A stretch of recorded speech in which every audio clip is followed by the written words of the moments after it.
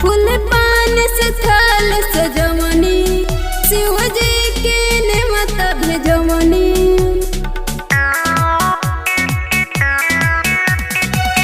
फूल पान से थाल सजवनी,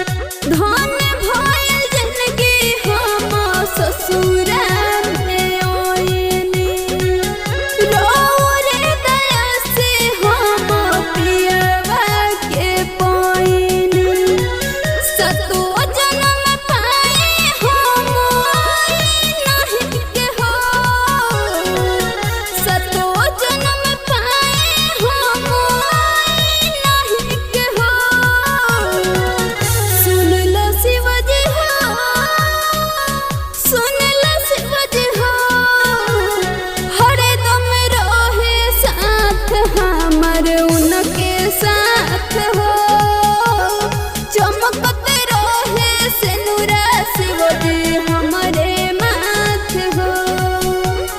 हरदम रहे साथ हमार उनके साथ हो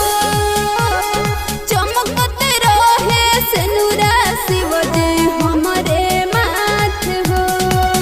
फूल पान से थाल सजवनी शिव जी के नेवता बैठवनी करी है कृपा सेवा हम पे झोली भरी है करी है कृपा सेवा हम पे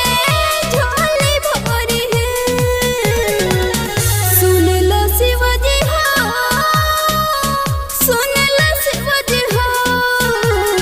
हरदम रहे साथ हमार उनके साथ हो चमकत रहे सिनुरा शिव जी हमारे माथ हो हरदम रहे साथ हमार उनके साथ हो चमकत रहे सिनुरा शिव जी हमारे माथ हो Mixed by Jagdamba Films, Doriganj.